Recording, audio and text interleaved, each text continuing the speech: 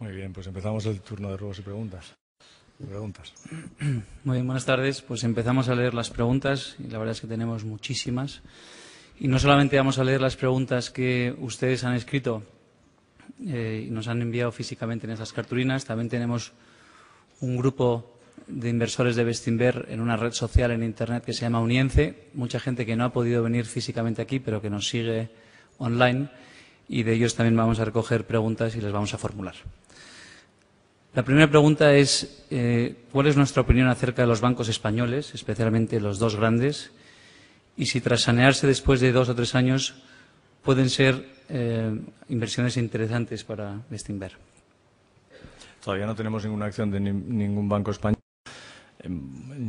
Ya sabemos por qué todos los que sean habituales a estas reuniones, porque nos parece que los bancos españoles, pues, evidentemente, tienen unos problemas con los activos que todavía están por resolver. Y sobre todo no sabemos, no sé si lo saben ellos, pero nosotros luego no lo sabemos, cuál es el tamaño de ese problema. Entonces, tenemos el enorme privilegio de poder invertir en otro tipo de compañías, como el caso más claro es Portugal Telecom, que ha contado Fernando, que están sujetos digamos, a la misma dinámica, están en los mismos países que esos bancos españoles. Portugal y España en estos momentos están asimilados, pero sin el riesgo que supone el endeudamiento, el apalancamiento que por definición todo banco tiene. Por definición los bancos tienen capitales muy pequeños y balances enormes. Entonces, pensamos que preferimos seguir beneficiándonos de una salida de la crisis vía compañías muy baratas, a 6-7 veces beneficios, que de bancos que también están a 6-7 veces beneficios, pero con un balance que todavía no está claro que esté limpio. Bueno, como segunda parte de esa pregunta, y relacionada con bancos, nos preguntan qué preveemos que puede ocurrir con la cotización de los bancos, de esos bancos en concreto en España. Y la segunda parte de la pregunta, o relacionada con ella, es ¿por qué la parte de Bestinver Renta, que invertimos en bonos alemanes, no la invertimos a una TAE del 4, a una tasa de retorno, a una rentabilidad del 4,5% en depósitos bancarios? La primera pregunta es que la cotización de los bancos no tenemos ni idea de lo que va a hacer y de cada uno dependerá de lo bien gestionado que esté, de los riesgos que haya asumido fundamentalmente el sector inmobiliario español, del nivel de calidad de las hipotecas que haya otorgado, en fin, de una serie de factores que cada banco, a cada banco le afectan de una manera o de otra. Entonces, es una pregunta que no tiene respuesta. No sabemos lo que van a hacer la cotización de los bancos, por definición. En cuanto a Bestinver Renta, pues hace años ya decidimos el grueso de su inversión invertirlo en letras alemanas. Esto tomamos ya hace 2 o 3 años la decisión. Y la verdad es que el objeto de Bestinver Renta es recuperar el dinero. Es decir, el 95% de los fondos que nosotros gestionamos son fondos de bolsa. Y solamente en Bestinver Renta el componente de renta fija es un componente muy alto. Y nosotros hemos pensado que en ese fondo de renta fija el valor añadido lo damos con la bolsa, que es lo que sabemos hacer, no seleccionando unos bonos u otros, sino seleccionando la misma cartera de bolsa que tenemos en Bestinfond, que es nuestra cartera modelo, ¿no? Entonces, para nosotros no tiene sentido dar una rentabilidad adicional comprando depósitos bancarios o deuda griega. Es un negocio, es algo que nosotros no sabemos hacer. O sea, no sabemos distinguir entre la deuda griega, un depósito de un banco español, la deuda portuguesa o la deuda americana. Entonces, ¿qué es lo que queremos hacer? Que en ese 90% que invertimos en renta fija, tener la seguridad máxima de que vamos a recuperar el dinero. Y una vez que ya tenemos ese 90% cubierto, dedicar el 10% a dar valor añadido con lo que sabemos hacer, que es invertir en bolsa. O sea, que es un fondo de renta fija un poco sui generis. Si nos pregunta un inversor que si, dado el empeoramiento del clima político en Europa hacia las compañías, hacia los emprendedores y hacia la cultura de la inversión, si eso no podría afectar al retorno al capital en los tiempos futuros, empeorando así el retorno al capital de los últimos 30 años, en el que han sido más procapitalistas. Y en el caso de que sea afirmativo, que eso podría afectar, ¿cómo le podría afectar a un inversor en renta variable? Bueno, al final nosotros hablamos de que el crecimiento global es del 2-3% históricamente en los últimos 30 años, o en los últimos, a lo mejor 200 años, desde la gran revolución industrial. y esto se ve afectado por innumerables factores. Temporalmente hay momentos en los que la economía de mercado está desprestigiada, en otros momentos está claramente favorecida. Es cierto que en Europa occidental algunos le echan la culpa a la economía de mercado lo que ha pasado. Como bien hemos explicado aquí, nosotros tenemos una visión distinta de eso, pero bueno, digamos la opinión pública es libre para tener su propia opinión, evidentemente.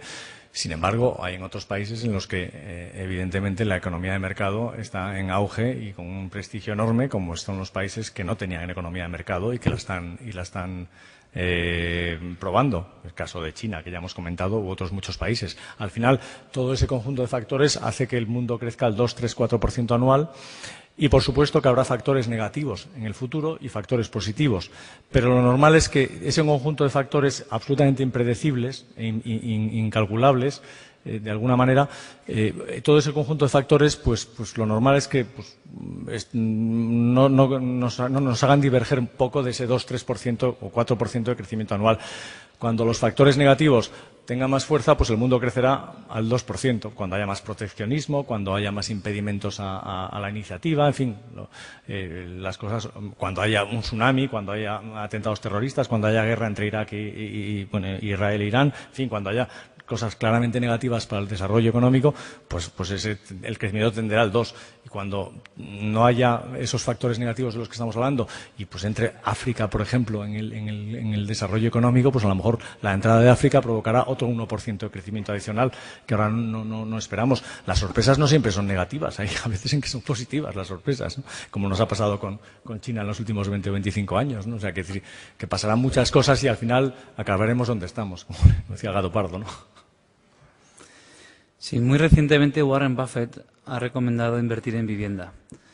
¿Cree que tiene razón o se refiere únicamente en el contexto americano? Y otra pregunta también nos pregunta si cree que tiene sentido empezar a invertir en ladrillo. ¿En? En ladrillo. Yo cuento mi opinión, luego si queréis es la vuestra, ¿no? Porque la verdad es que nosotros hemos estado, pues yo no sé, casi 10 años, 8, no sé cuántos, diciendo que había que tener mucho cuidado con el sector inmobiliario y evidentemente posicionando las carteras para evitar cualquier problema en el sector inmobiliario y los derivados en la banca y demás, ¿no? Y lo que es cierto es que eso ya no lo podemos decir, que el sector inmobiliario en algunas zonas, pues vamos a hablar de España, ¿no? En algunas zonas de España se ha ajustado y el sector inmobiliario, por definición, es un sector muy local.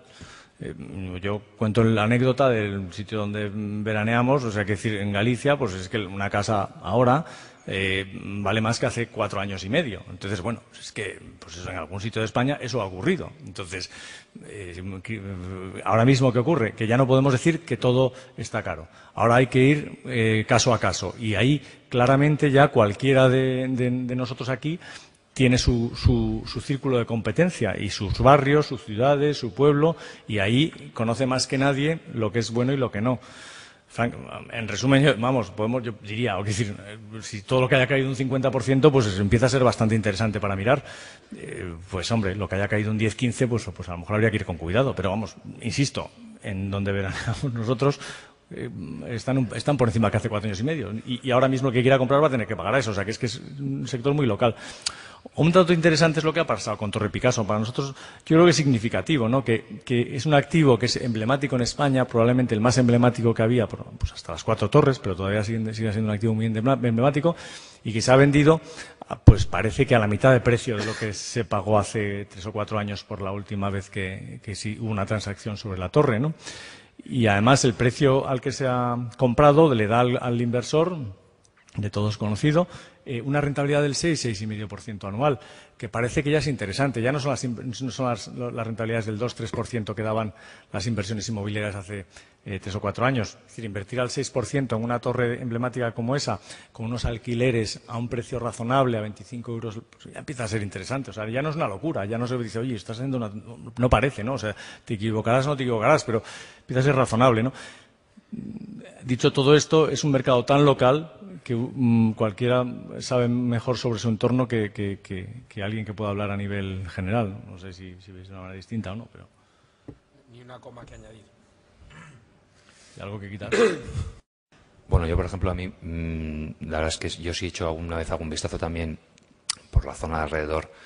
de donde vivo, de donde trabajo, y yo más o menos he hecho un numerito, digamos, de señal de alarma de cuándo puede parecer interesante, de aproximadamente unos 3.000 euros por metro cuadrado. Y entonces, bueno, pues cuando en el centro de Madrid, pues barrio Salamanca, barrio de Justicia, etcétera, estén a 2.000 euros por metro cuadrado en el centro, será desde luego un precio interesante. A 3.000 me parece un precio justo, y por encima de 3.000 pues me parece un poquito caro. Varias preguntas sobre Chircofide que contamos aquí hace un par de años.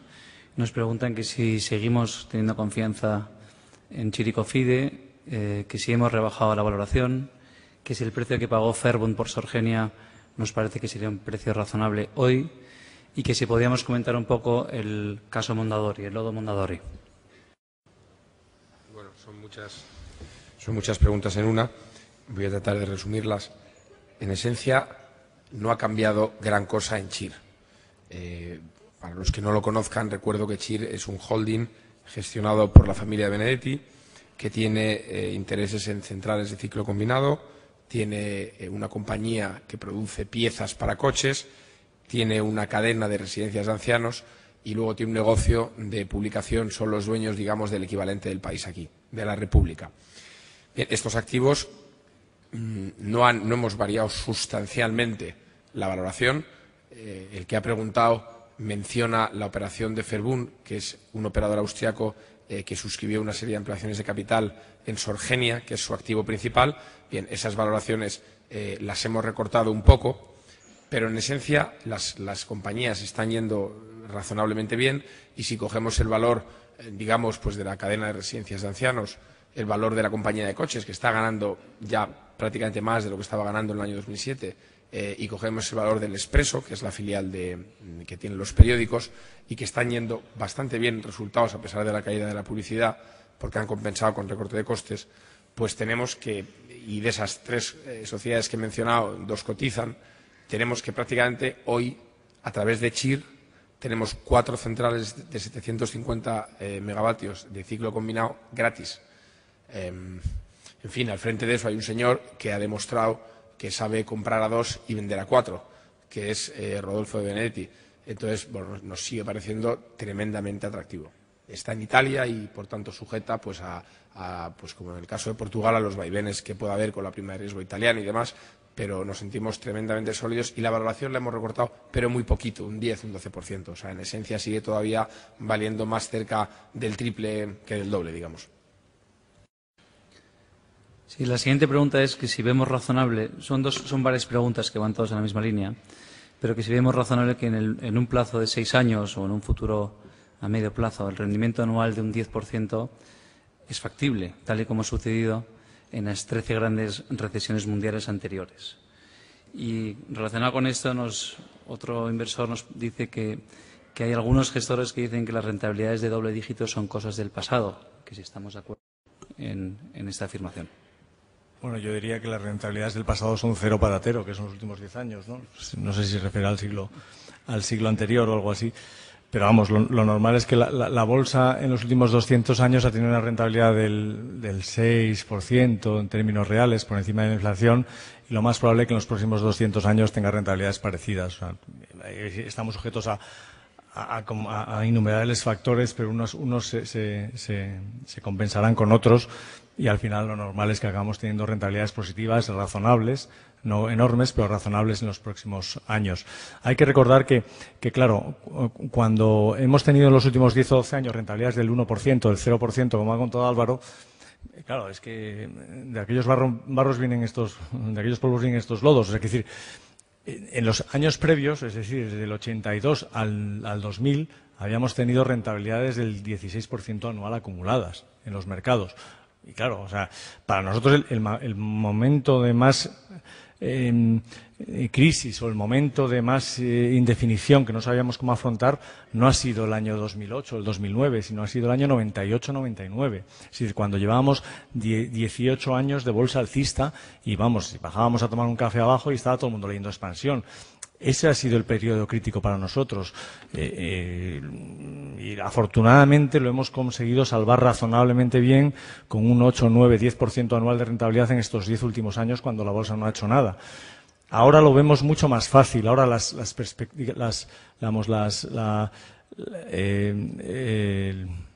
¿cómo no me sale la palabra? Vamos, lo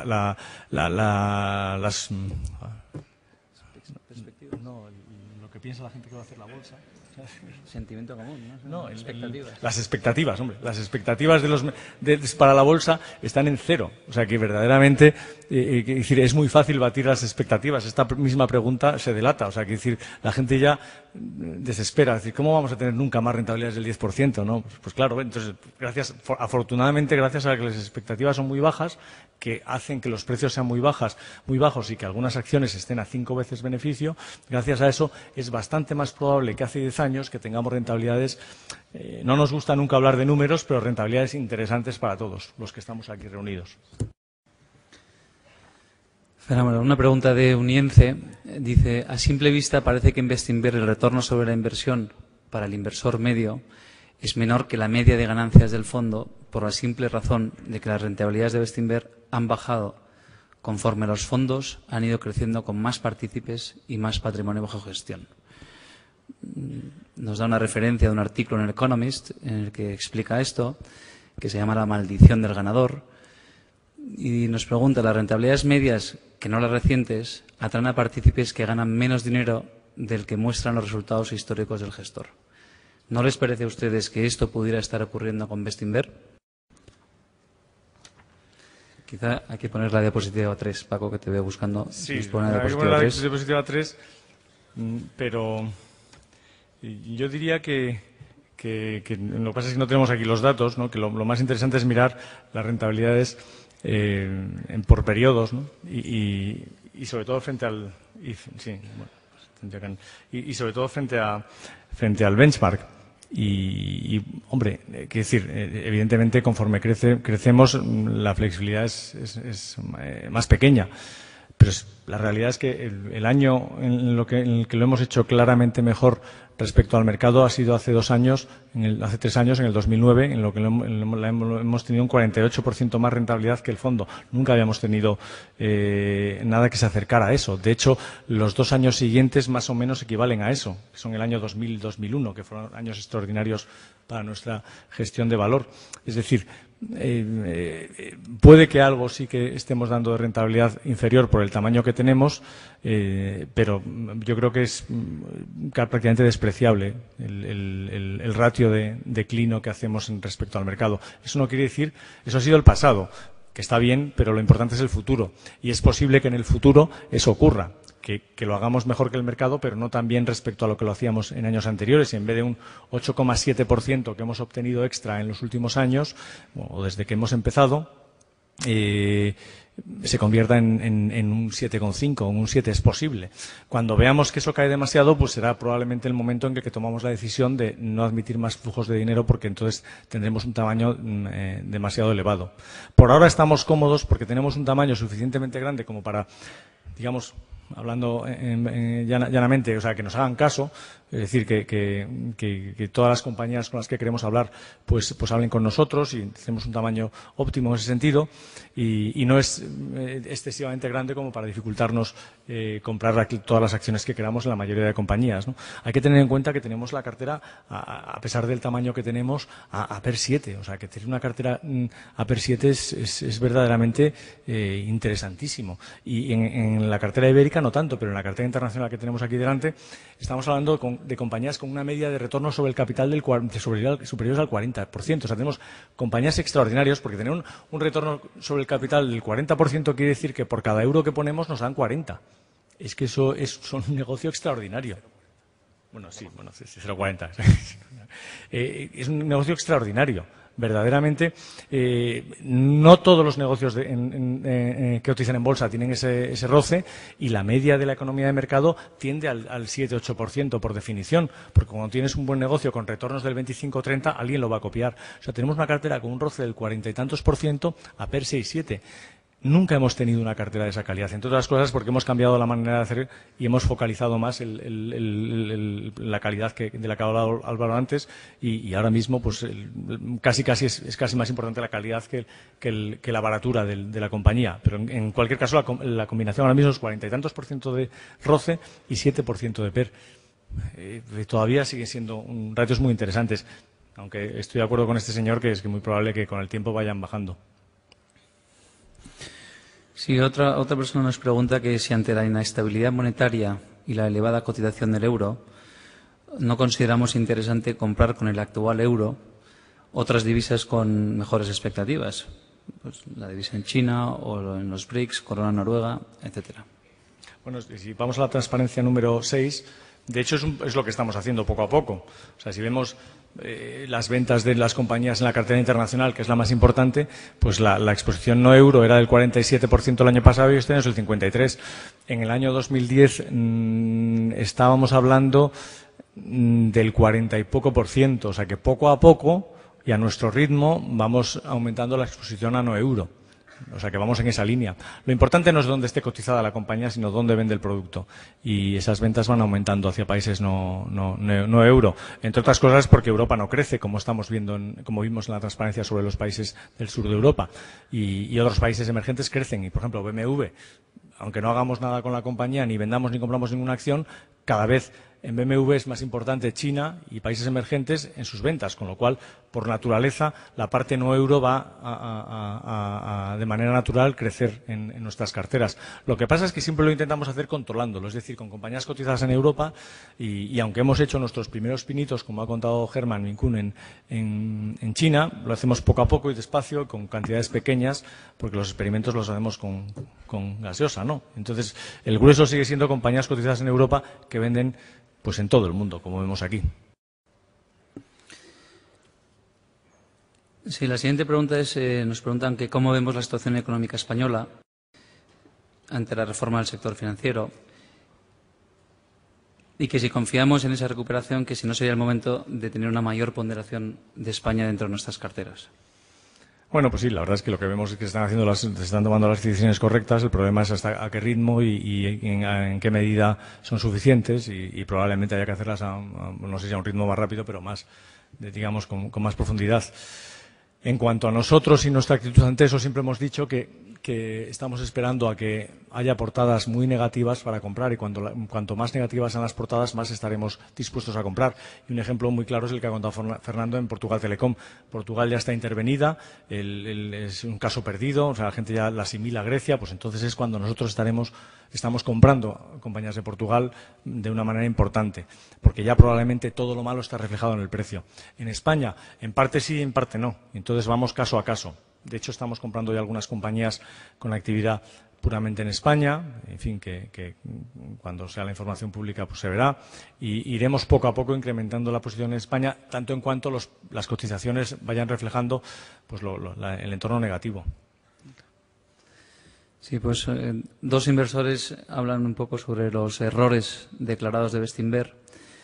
Dice que le gusta que los contemos sin complejos y que si podemos decir si hemos tenido alguno en cuanto a valor objetivo, no valor liquidativo, durante el año 2011 y repasando un poco los errores del pasado, como pone aquí textualmente Clinton Cards o McClatchy, Skada, Vocento, Charles Fogle, si no eran evitables y si todos ellos tienen alguna pauta en común o algún criterio común. Sí, pues la pregunta es buena. Yo este mes de agosto, en la tranquilidad del verano, cogí todos los errores que habíamos cometido desde el año 2003. En fin, había que definir un umbral de error y todas las compañías pues que llegaron a caer un 50 o un 60% las metí ahí. Y la idea era ver un poco qué salía de ese ejercicio, ¿no? Y la verdad es que salieron cosas bastante coherentes, digamos, ¿no? Nuestros errores principales han sido invertir en compañías con mucha deuda. Cuando, en fin, inviertes en una compañía con mucha deuda, el margen que tienes en tus estimaciones futuras de resultados para equivocarte es mucho menor. También es cierto que si aciertas el premio es mucho mayor. Bueno, pues nosotros el 75-80% de los errores han sido por eso. Hay un 10% de errores que consisten en no haber estimado correctamente los cash flows de la compañía, pues pintando el cuadro pues nos hemos pegado ahí un brochazo equivocado. Puede ser el caso de McClatchy, en el que infraponderamos la velocidad de la migración de los anuncios clasificados a Internet. En fin, cuando juntas un error de cálculo, digamos, con mucha deuda, pues la acción que la compramos cuando había caído un 90, pues volvió a caer un 90 más. Eso es complicado hacerlo. O sea que, en fin, lo conseguimos. Y ese es el error principal. Hay, en fin, un par de errores residuales, yo diría otro 10%, que es invertir en negocios pues que son nuevos, no tienen una trayectoria de 10 o 15 años de historia que poder analizar. Y otro tipo de errores, este es muy concreto, pero creo que nos ha servido para mucho, es que nosotros pescamos muchas veces en las aguas donde ha habido caídas. Y pues tras caídas de un 40 o un 50% de una compañía, pues nos ponemos a mirarla. En fin, hay negocios en los que, estando de acuerdo en el que el peor de los escenarios era una cierta caída de los EBITDAs o de los resultados, nosotros valorábamos a PER 15 igualmente. Y eso, en fin, hemos tenido conversaciones internas y los tres pensamos igual. Eso es un error. No quiere decirse que no se pueda invertir en negocios de compañías cuyos beneficios vayan más o menos cayendo, siempre y cuando no vayan desapareciendo. Y hemos concluido que esos negocios, sin dejar de ser interesantes, no deberían ser lo principal, el grueso de lo que estamos haciendo. Y cuando hacemos una excepción, rarísimas excepciones, tenemos un par de ellas en la cartera, las valoramos a un múltiplo mucho menor. Con esto cubrimos el 100% de los errores que hemos tenido. Entiendo que limitando el juego de la deuda o el acelerador de la deuda, que a veces también, en fin, pues es positivo y tiene sentido tenerlo, pues se cometerán muchos menos. En la medida en que nos disciplinemos y no querramos comprar pues compañías muy alejadas de los sitios que conocemos y que controlamos, ¿no?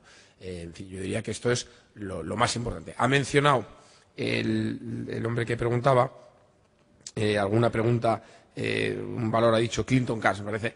Bueno, eso es un ejemplo de error en la medida en que Clinton Cash hacía un EBITDA de 35 millones más o menos y vamos a ver si el año que viene hace 20, aunque este año pasado ha hecho 10. Pero claro, ahí no había mucha deuda, entonces ahí pues las caídas es posible que sean más fáciles de recuperar, digamos, ¿no? Vamos, yo creo que con esto sistematizamos la mayoría de los errores. No sé si... La siguiente pregunta, hay múltiples preguntas en referencia a Repsol y lo que está pasando recientemente con el gobierno argentino. Y es una pregunta múltiple sobre Repsol. La primera es que, ¿qué opinión nos merece la postura del gobierno argentino al respecto del conflicto con YPF? La valoración de la compañía, incluido YPF. Nuestra opinión sobre el negocio de refino y el problema con Argentina. Y luego, si nos preocupa el nivel del precio del barril y qué efecto creemos que puede tener esto en el consumidor y en la compañía.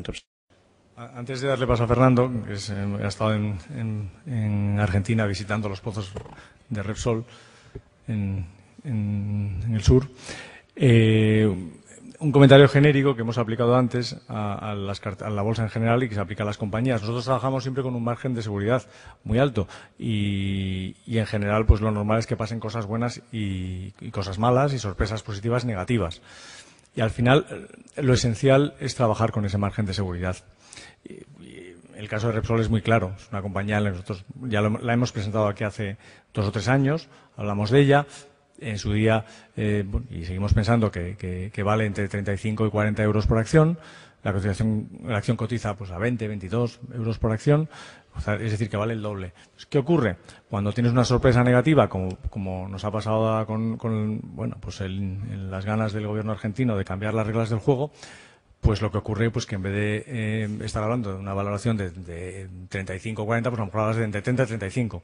La ventaja de trabajar con un margen de seguridad tan alto es que siempre, excepto en los errores que ha comentado Álvaro, pero en general tenderemos a hablar de ganar X o ganar 2 veces X.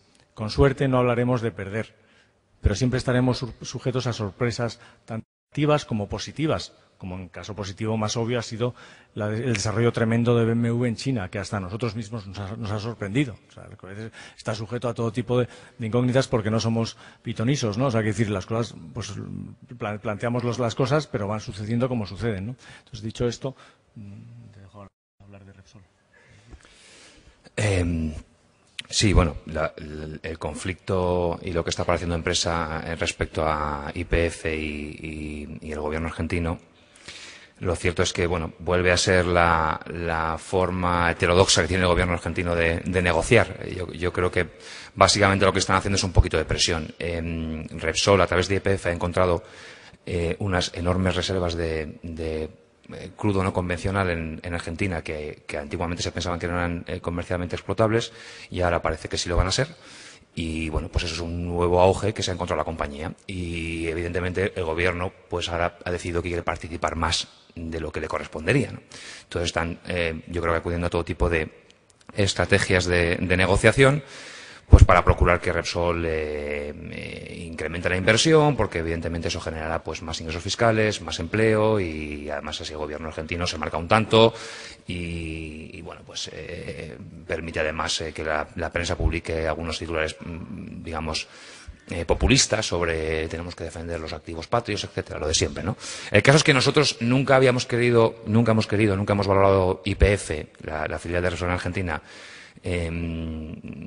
pues muy alegremente, pues porque ya preveíamos que esto podía ocurrir, ¿eh? Siempre hemos sido muy tímidos, la hemos valorado muy poquito. Sí es cierto que después de ello, visitar de primera mano todo aquello que están encontrando, pues subimos un poquito la valoración, pero lo importante es que nosotros estábamos invertidos en Repsol contando con un muy amplio margen de seguridad. Es decir, incluso si expropian YPF, nuestra inversión en Repsol pues tendrá un poco menos de atractivo, pero sigue siendo muy atractiva a los precios actuales. Entonces, nuestra valoración ahora mismo venía a ser aproximadamente de 7 u 8 euros por acción de Repsol, en un precio objetivo que tenemos en Repsol más o menos de 38 euros.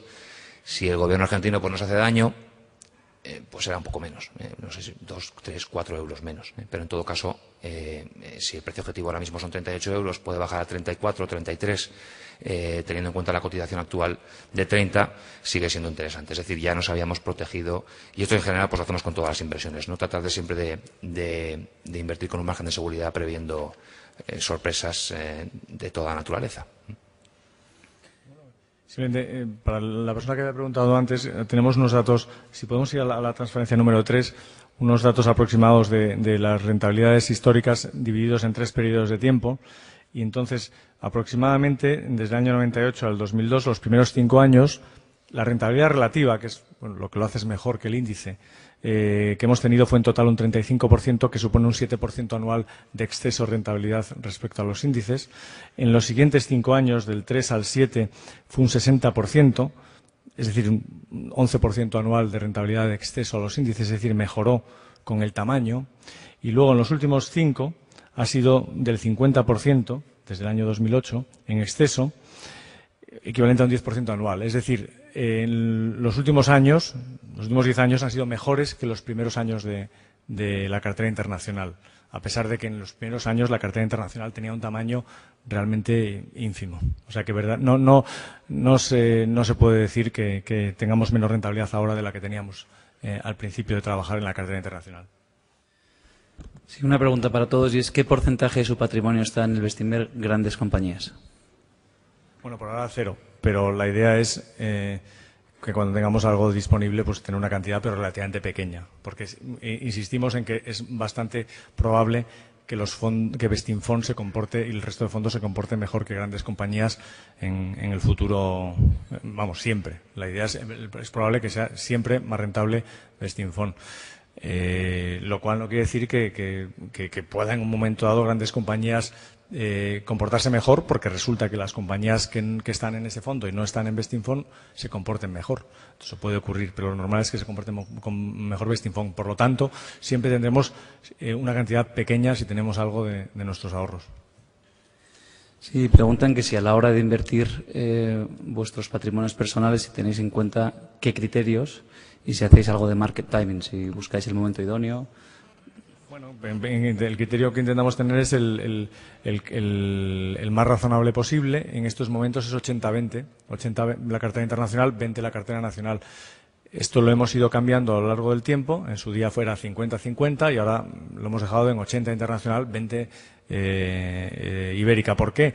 Pues porque la calidad de las compañías que encontramos en la cartera internacional es muy elevada, tenemos más sitios donde elegir y hemos conseguido que el proceso inversor en la cartera internacional sea igual de bueno que el que teníamos en España. Por todas esas razones, tiene mucho más sentido que el peso sea mucho más alto en la cartera internacional, lo cual no quiere decir que en la cartera ibérica aportamos valor, conocemos muy bien las compañías y ese 20% tiene sentido. Siempre hemos dicho, en cualquier caso, que 80-20, 90-10, 70-30, no hay una fórmula matemática. Decimos 80-20, pero vamos, yo la verdad es que personalmente no sé en este momento si estoy en 80-20 o en un 78-22, o sea, no tengo ni idea, o sea, o al revés, o sea, por ahí andaremos, ¿no?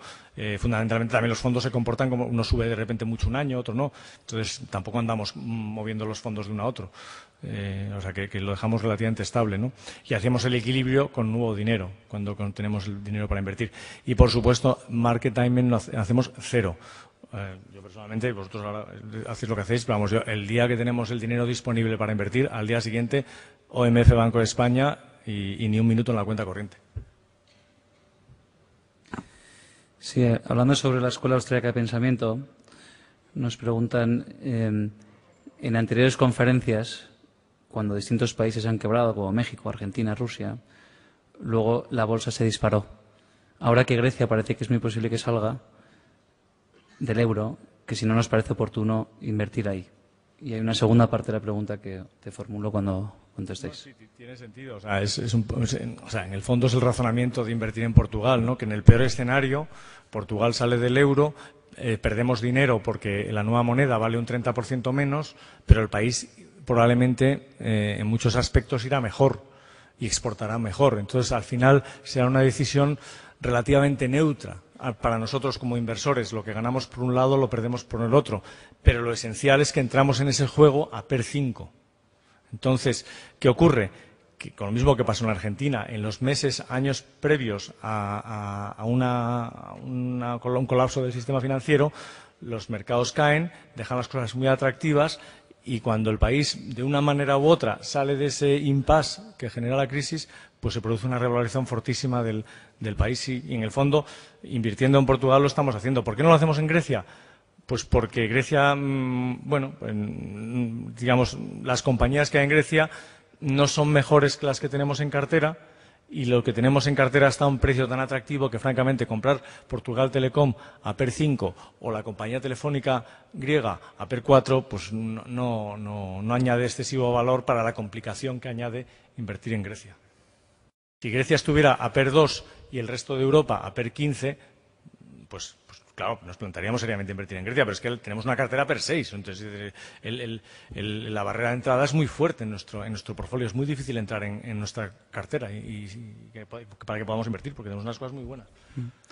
Y relacionado con lo anterior, nos preguntan que si no sería interesante tomar posiciones cortas en el momento en el que la teoría austríaca del ciclo económico nos advierte de la insostenibilidad del modelo de una empresa o de un país.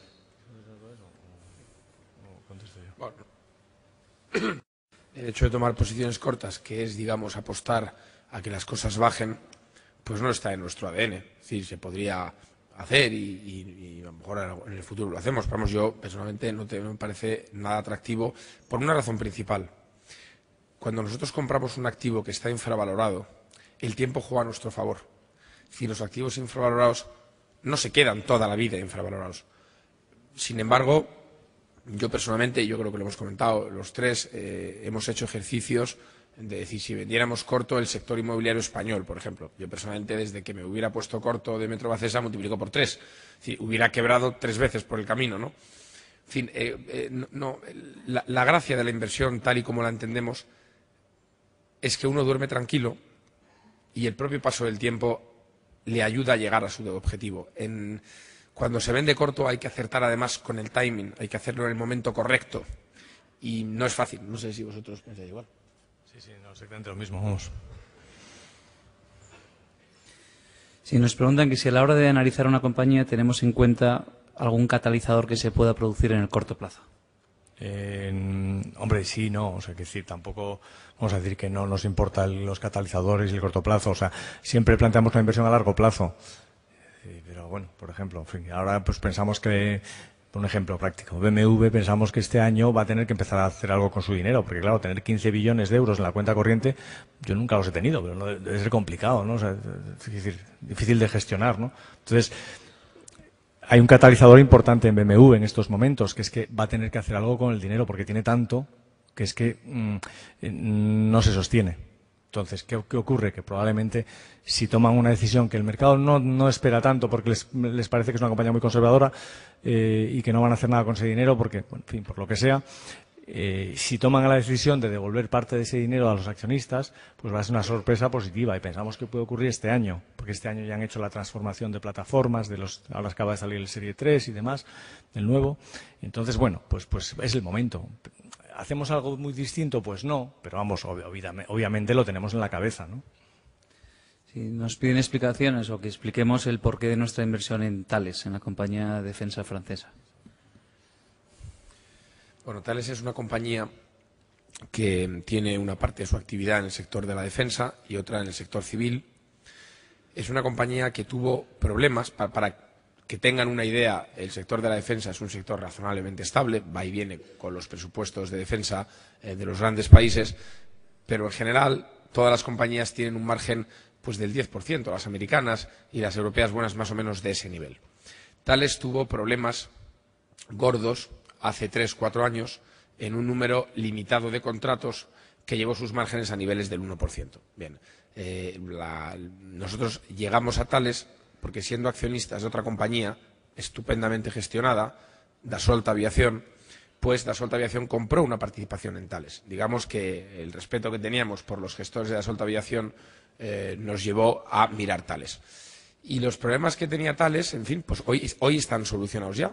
Ha llegado un consejero delegado nuevo, Luc Vigneron, y prácticamente los 3 programas que tenían problemas están solucionados. La compañía la hemos estudiado, hemos hablado con antiguos empleados, hemos hablado con clientes. Es una compañía que la perciben en todas partes como una compañía local, que es muy importante en el campo de la defensa.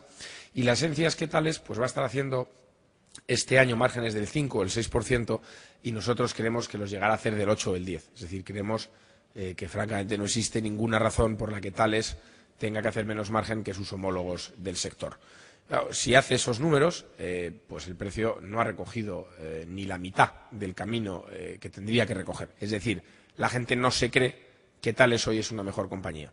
Nosotros nos lo creemos y un poco pensando siempre quiénes somos nosotros para, en fin, pues saber las entrañas de Thales, el confort aquí nos lo da por la vía por la que hemos accedido a Thales. Hemos accedido por Dassault Aviación y estos señores se sientan en el Consejo de Thales, son señores que cogen la contabilidad de la compañía en la que se han metido y automáticamente cortan todo tipo de capitalización, pasan todo a gasto, ponen políticas, en fin, de una disciplina muy importante y nos vemos tremendamente cómodos y queremos que añadimos algo. Porque Dassault Aviación hay que tener en cuenta que es una compañía muy poco seguida y, en fin, creemos que tenemos el ángulo, el negocio está ahí, tenemos el feedback de la gente, la posición de mercado y creemos que es en fin, yo entiendo que de las compañías en las que a largo plazo ganaremos dinero casi seguro, porque además el balance tiene caja neta. Es decir, creo que es de las fáciles. Sí, una pregunta sobre el sector de las telecos. Si nos preocupa la alta competencia en el que estamos viendo últimamente, la caída de los márgenes, la disminución de beneficios, el cambio del modelo. Y luego nos preguntan dentro del sector de las telecos el paralelismo existente entre Portugal y Telefónica de España, que si eso justifica el descenso acusado de los dos en los últimos años y el porqué de nuestra no inversión en Telefónica. Telecos, Telefónica. Fernando. Sí.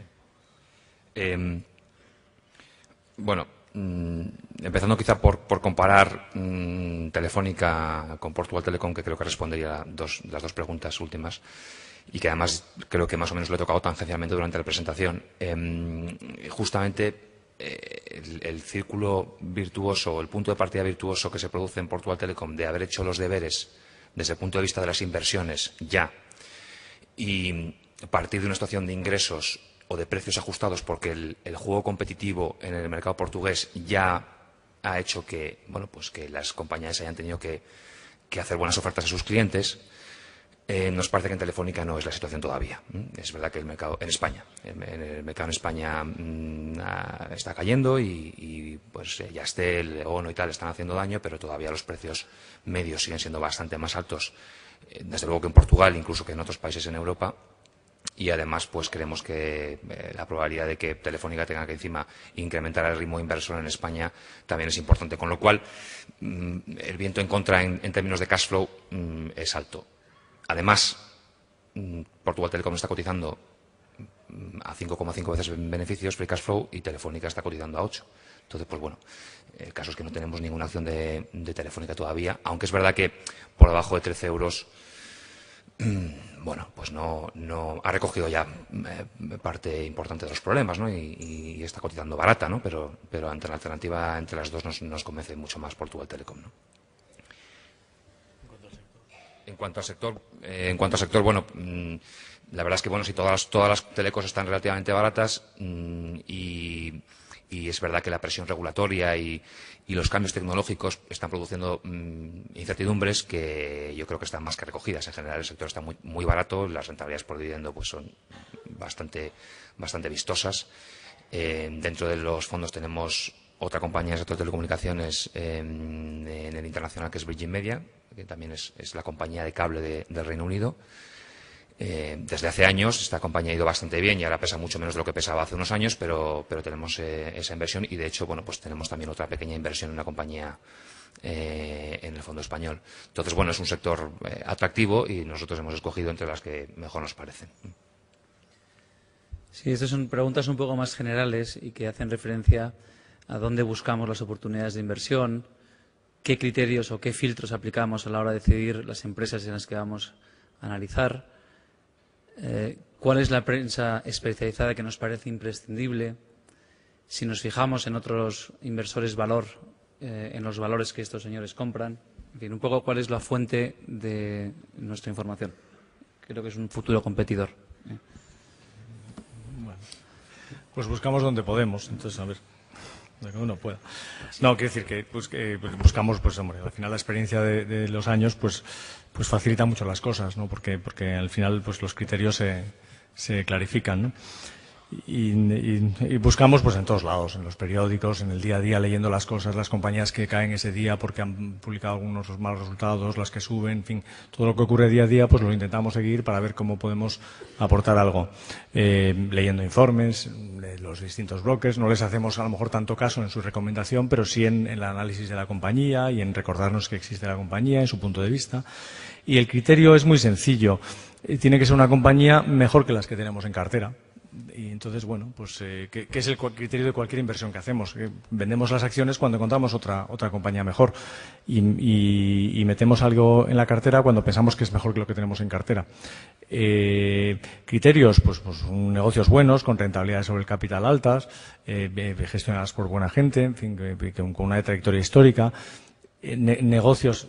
Lo hemos repetido muchas veces, yo creo que Álvaro también ha hablado de ello, negocios que los podamos visualizar dentro de 10 años y ver dónde van a estar. O sea, que decir, pues BMW, tenemos una idea clara de cómo puede estar BMW dentro de 10 años. Las telecomunicaciones que estábamos hablando hace un momento, pues no lo tenemos tan claro. Entonces, en fin, distinguir una cosa de otra. Muchos criterios que se resumen en que sean mejores compañías y a mejor precio de lo que tenemos en cartera, cosa que dado la calidad y el precio que están no es fácil y como se ve nuestros fondos son bastante estables en cuanto a número de compañías en los últimos 2 años o 3, o sea, que decir, pocas compañías nuevas tenemos cada año, ¿no? En cuanto a prensa, pues sí, leemos la prensa habitual, ¿no? La prensa española, la inglesa, la americana, en fin, el Barron's, el Financial Times, el Expansión, en fin, los sospechosos habituales, ¿no? Sí, un par de preguntas rápidas al respecto del cambio de las cantidades adicionales que predicimos en los fondos de renta variable. Un inversor nos dice que no entiende el motivo de este cambio, cuando tradicionalmente hemos sido bastante estrictos en la aceptación de nuevos inversores. Estrictos, ¿no? Con criterios bastante rigurosos, no rigurosos, pero exigentes, y nos dice que si eso añade valor para los inversores actuales. Bueno, la razón fundamental es que hemos tenido muchísimas peticiones de inversores que querían hacer aportaciones regulares y con 3.000 euros no llegaban y con 1.000 sí llegan. Esa es una parte de la explicación. La otra es que afortunadamente pues el coste operativo de Bestinver, que es un tema que aburriría aquí, pero lo hemos mejorado enormemente a través o gracias a la operación o la operativa online que después de muchos años hemos conseguido poner en marcha, y nos parecía que 1.000 euros pues cumplía el criterio de poder hacer aportaciones regulares para hacer un cambio medio y que desde el punto de vista de costes pues tampoco nos generaba diluir la eficiencia actual, ¿no? Lo hemos acortado en 1.000 porque por debajo de eso pues no nos parecía que aportara mucho más, porque 1.000 euros yo creo que no cualquier ahorrador, pero alguien quiere invertir a largo plazo lo puede ahorrar. Esa es la razón fundamental. Para nosotros el criterio importante a la hora de que un inversor esté con nosotros es que entienda lo que hacemos, no la cantidad de dinero que tiene con nosotros. No entiendo el comentario del cliente sobre qué poca cantidad es, ¿no? O sea, no sé. Y luego una pregunta muy recurrente y es ¿qué porcentaje del valor objetivo es efectivamente alcanzable? Muchos inversores, esto no es una pregunta única, son varias, nos dicen que siempre mostramos el valor objetivo pero que nunca se alcanza, que nosotros vendemos las compañías antes de que alcancen el total del valor objetivo de cada compañía. En fin, que si podemos explicar un poco el funcionamiento de valor objetivo y valor liquidativo. Sí, además es interesante. Yo creo que el año que viene sí que podemos traer esa transparencia, porque además creo que la tenemos hecha. Tenemos hecha cuánto se va alcanzando el precio objetivo a lo largo de los años. Y al final la respuesta es 4 o 5 años después de que marquemos un precio objetivo se acaba alcanzando, excepto en los últimos años, en los últimos 4 o 5 años, en los que los mercados han sido bajistas y no hemos alcanzado el precio objetivo de ninguna manera, ¿no? Hasta ese momento, corrígeme, Marta, 4 o 5 años puede ser una cosa razonable el número. ¿Qué ocurre? Que el precio objetivo, afortunadamente, debe subir cada año. Entonces, si ahora estamos en 48, 47,9, que hablaba Álvaro para el Fondo Internacional, pues con suerte, ese 47,9 lo alcanzaremos dentro de 4 o 5 años. Pero ya no ese precio objetivo, afortunadamente, ya no estará en 47,9, sino estará en 60 o en 70.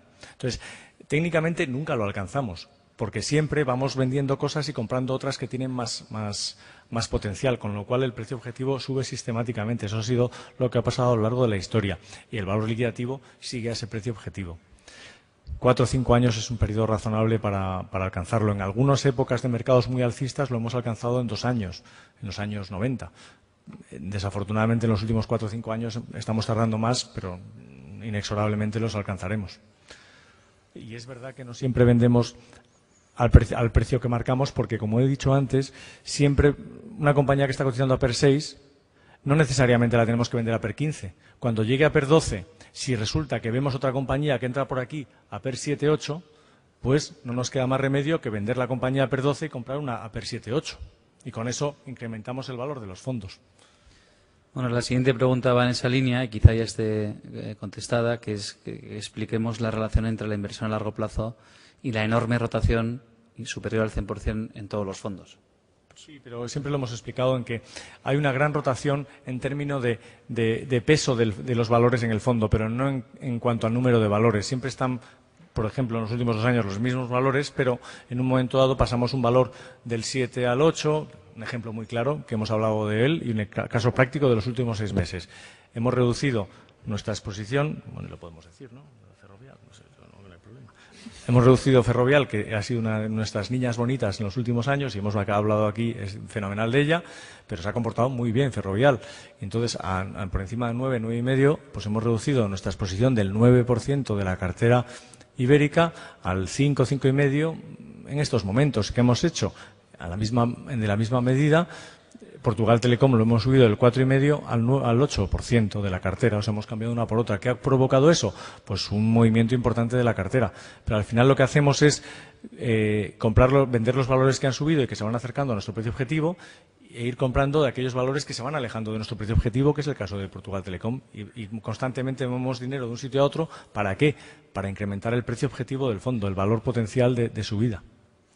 Todo esto en probabilidades, no en certezas, pero en probabilidades. Sí, nos piden una valoración del cambio del equipo directivo en Debenhams. Así que habla tú, porque tú estás... Bueno, pues ha sido un cambio que nos ha dado mucha pena, porque el consejero delegado Rob Tempelman es un señor que hacía las cosas muy bien y le han fichado para hacer otras, y el director financiero pues también.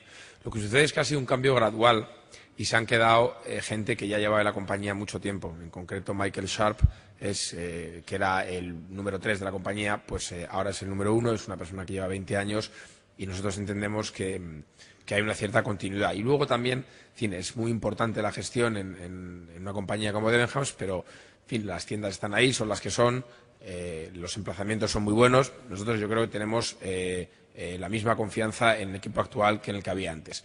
Quizá el equipo anterior tenía una habilidad especial para comprar cosas baratas y sacarle el máximo jugo. Y este nuevo equipo gestor en eso todavía no está probado.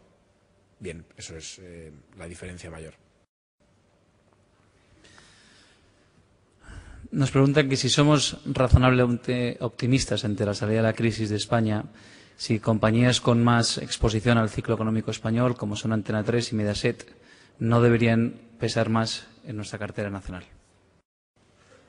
Bueno, somos optimistas tanto en cuanto España sea más competitiva y podamos ofrecer a alguien que se quiera implantar en España algo atractivo, ¿no? Atractivo tanto en precios como en flexibilidad y como en facilidad para hacer las cosas. Entonces, si eso ocurre, pues sí que se podrá salir adelante, porque la verdad es que pues tenemos muchas infraestructuras de todo tipo y mucho sol y muchas cosas muy atractivas. O sea que si se hace una combinación de factores a precio razonable, pues probablemente sea un país atractivo para la inversión, pero hay que hacerlo. Bueno, y eso, en tanto en cuanto eso ocurra, pues seremos optimistas. Si no ocurre, pues estaremos intentando salir de la crisis durante mucho tiempo, ¿no? En cuanto a nuestra actitud de inversores, pues con eso estaremos jugando. Si vamos viendo que esos factores van ocurriendo, pues tendremos más interés en invertir en España. Mediaset y Antena 3, pues bueno, ya es público que hemos tomado unas pequeñas participaciones y al final dependerá de las alternativas, dependerá de la situación en España, dependerá de la propia cotización de las compañías, dependerá de muchas cosas si incrementamos el peso en ellas o no. Para empezar, son compañías que en una situación de mercado mala, pues bueno, pues la verdad es que el sector se ha racionalizado, ya quedan menos compañías y bueno, son compañías que no tienen deuda, que tienen una posición de mercado potente, pues bueno, pues nos gustaría poder incrementar nuestra posición si la situación en España mejora e intentar preverlo antes, porque evidentemente si la situación mejora, automáticamente las cotizaciones ya estarán un 50% por encima, o sea que estamos con ese juego de predicción y bolita de cristal que bueno, intentaremos que salga bien. Si un inversor dice que, dados los acontecimientos únicos que estamos sufriendo, si los tres gestores opinan lo mismo en relación a las perspectivas macro y su impacto en las cotizaciones. Y en caso contrario, ¿cuáles son esas diferencias? Es que yo lo que creo que lo que estamos viviendo no es único en absoluto. O sea, llevamos 20 años creciendo al 3%, estamos creciendo al 3%. Todos los países del mundo han quebrado en los últimos 200 años, así que en los próximos 200 volverán a quebrar todos los países del mundo y no pasa absolutamente nada. Es algo que ocurre. O sea, desde el punto de vista de inversor hay que tenerlo en cuenta. Es decir, en lo que está pasando es un poco en la parte de la presentación que hemos hablado de los crecimientos globales y de un poco de economía. Pues queremos resaltar que es que lo que pasa es lo que pasa siempre, o sea, que pasan cosas, unas buenas y otras malas. Y entonces hay que intentar adaptarse a todas las cosas, pero no pensamos que haya paradigmas nuevos ni cosas nuevas, al revés. Vemos a ingenieros todos los días proponiendo nuevas propuestas que hacen que la productividad aumente un 1 o un 2% todos los años, emprendedores que apoyan esas propuestas y el mundo que cada vez va mejor, como se ve creciendo año a año. Por supuesto que algunos países tienen mucha deuda y tienen problemas, pero hay otros que tienen unos excedentes brutales. Entonces, hay que tener cuidado con las cosas, pero no hay grandes cosas bajo el sol, grandes cosas nuevas bajo el sol. Sí, varias preguntas en torno al círculo de competencia en el que actuamos. Nos preguntan cómo definimos ese círculo de competencia, si vamos a invertir en compañías de software o tecnológicas y si vimos Apple en el año 2000.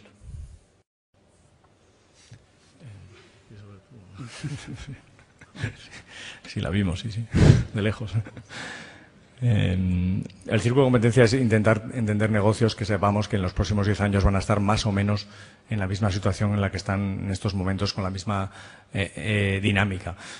Tanto en cuanto haya más variabilidad en el sector del que estemos hablando, menos ganas tendremos de estar en ese sector. Y es interesante el ejemplo de Apple porque es una compañía que nos encanta, que es de los productos, todos somos usuarios de sus productos, pero que está en un sector complicado y que para que Apple sostenga sus márgenes del casi 40% en los próximos 10 años, se van a tener que dar una serie de cosas que pueden darse o pueden no darse. Solo con ver lo que le pasó a Nokia, lo que le ha pasado a Motorola en los últimos 20 años, el primer líder de móviles, y lo que le ha pasado a Nokia, el segundo líder de móviles con el 40% de cuota de mercado hace 5 años, se da uno cuenta de que el negocio de de Apple es un negocio muy complicado y lo están haciendo muy bien y a ver lo que dura. No sé si tenéis algo que añadir, pero vamos, nuestro círculo de competencia es intentar ver negocios que sepamos que nos permitan dormir tranquilos en los próximos 10 años, ¿no? Y a veces nos equivocamos, como en el caso de McClatchy y la migración, que es una cadena de periódicos, y la rapidez de migración a Internet de la publicidad, pero intentamos que sean las menos veces posibles. Pero vamos, desde luego la tecnología no es nuestro círculo de competencia, yo creo. Nos pasa como a Warren Buffett, que lleva 30 años siendo amigo íntimo de Bill Gates y es incapaz de entender Microsoft, a pesar de pasar tardes y vacaciones con él, y a nosotros, por ejemplo, nos pasa lo mismo. Microsoft nos es imposible llegar a una conclusión con un grado de certidumbre alta. Sí, que lleva 50 años leyendo la memoria de IBM y al final ha comprado después de 50 años. Pues nos quedan 25 a nosotros para comprar tecnología. Mucho hay que leer. Sí, relacionado con esto, una persona nos dice, Charlie Munger, que es el socio de Warren Buffett, recomienda el uso de los checklists antes de invertir para evitar errores. ¿Utilizan ustedes estos checklists? Si es así, ¿podrían explicar y comentar brevemente su contenido? Sí, bueno, quiero decir, no absolutamente formalizados. Tenemos un inversor indio que se llama Monish Pabrai que utiliza una lista de 100 checklists y bueno, yo le preguntaba en una conferencia si hacía 99, entonces no invertía. Entonces, bueno, sí, pero no, pero todo lo contrario, tal, ¿no? Lógicamente, ¿no? O sea, es decir, puedes estructurar las cosas, pero tampoco puedes llevar al extremo, decir, oye, voy a una lista de 100 cosas y solo puedo invertir en cosas que tengan las 100, porque es que ninguna compañía del mundo va a ser la compañía perfecta. Todas tienen alguna pega siempre, o prácticamente todas, ¿no? Entonces, bueno, pues hay que a veces hacer sacrificios en cosas que dices que bueno, pues esto no le damos tanta importancia en este caso, ¿no? En el fondo siempre subyace una checklist en todo lo que hacemos y un poco cada vez más con el tiempo, ¿no? Y con los errores que hemos cometido, pues intentamos no repetirlos con ese tipo de checklists automáticas que facilitan las cosas, la verdad. Sí, varias preguntas sobre China, que yo creo que le hemos dedicado tiempo en la presentación. Igual no hemos sido suficientemente explícitos. Y un inversor o varios inversores nos preguntan si la política monetaria expansiva del gobierno chino y su escasa transparencia en cuanto a la banca estatal no habrá podido generar un insostenible boom inmobiliario y otras malas inversiones, ¿no?, que provocarán una crisis. Nos comentan otro inversor acerca de las ciudades fantasma en China, si somos conscientes de la magnitud y la relevancia que pueden tener. Y luego nos hablan de si China realmente, siendo tan complicado conocer la legislación, la cultura, el sistema, etcétera, si no está fuera de nuestro círculo de competencia. Varias preguntas en una acerca de China. No, bueno, la verdad es que bueno, yo no sé, la política monetaria expansiva, bueno, no sé si ahora mismo se puede hablar de ello, ¿no? A lo mejor hace 3 o 4 años sí que la tuvieron como respuesta a la crisis global, ¿no? Ahora mismo no está con una política monetaria, al revés. O sea, los ratios de reserva de los bancos son del 20%, que son, bueno, claramente superiores a los que tenemos en los países occidentales. O sea que los bancos tienen dificultades para dar crédito en estos momentos. Y como hemos dicho, el ratio de préstamos-depósitos es del 0,66, que es de los más bajos del mundo. O sea, que decir que no hay dinero, no se ve por ningún lado el exceso de crédito. No hay hipotecas en el sistema. Los bancos no están en absoluto endeudados. Sí que es verdad que están regulados, pero no están endeudados. Y en cuanto a boom inmobiliario, es cierto que hay algunas ciudades fantasmas y por eso hemos traído los datos que hemos traído. Hay algunas ciudades en las que hay verdaderamente exceso de construcción, pero bueno, son unas ciudades que tienen nombres y apellidos. Hay una que sale siempre en todos los informes de negativos sobre China, que se llama Ordos, en el centro de China, y luego algunas otras. Bueno, he estado 3 semanas este verano en China y he visto alguna, pero tienen el tamaño que tiene.